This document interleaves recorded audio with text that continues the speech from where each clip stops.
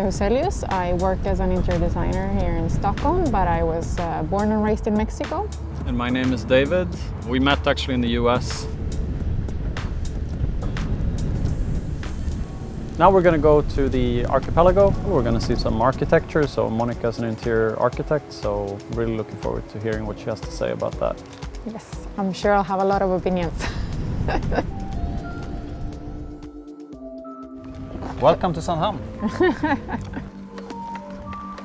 So how is this different from if you would be in a place like this in Mexico?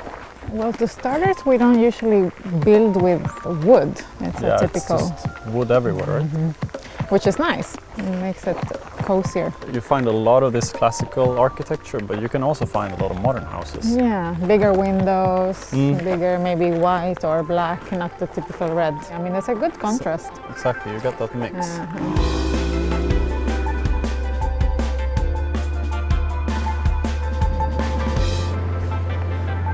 This is different architecture. You can see that it's much modern. It's like a cleaner style, right? I can definitely see myself in one of those chairs over there. By the sea every morning. Yeah. We'll see some different aspects of the archipelago. In some places like Sandhamn, there's tons of different houses and things happening, activities, restaurants, people, and then other islands where you can just find your own isolated bay where there's just you, the forest, and the water. I think in Sweden it's about simplicity. So I think people really want to get this raw experience of nature. And here you really want to experience simplicity, and that is something that is a good contrast, I think. This island is very different from the last one where we were. It feels like you have the whole island to yourself. I love the way you can experience nature, but still you get this luxurious experience. We glamped once in Mexico. How do you feel? What's the difference? Well, the design was different, definitely. Mexico has a lot of color in their culture, and Scandinavian, it's a bit more elegant style, natural, clean cuts. It's somehow simple and exclusive at the same time. Let's try the beds out. Yep, let's do it.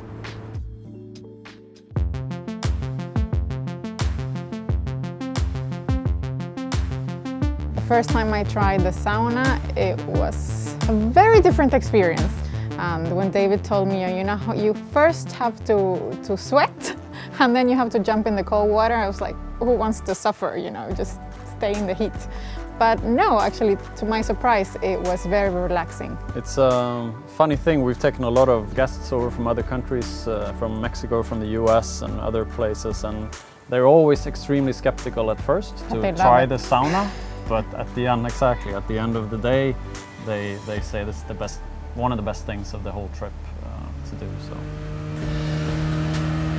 we're also going to try a restaurant out in the chef's home. He and his wife serves guests there at his own dinner table. So yeah, I'm all about trying new stuff, and I think it's going to be very nice to sit at someone's home. Wow. So what's on the menu tonight?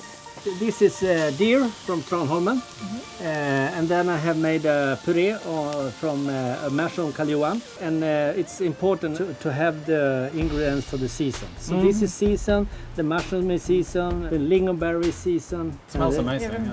Yeah. This is great. So, very welcome to our home. As I said before, for me, the Stockholm archipelago is such a treasure to have just outside your doorstep. Take a boat, it's an hour trip. You can go to multitude of different islands and different kind of feelings and places. I think even within the archipelago you can experience all types of activities. I mean, you can choose to go to a place where you will find more tourists and more housing and stores, but at the same time you can choose to go for a quiet getaway. Definitely very different aspects of the archipelago. Yeah, it's all about freedom, and what I love the most is that it's so easy to get there.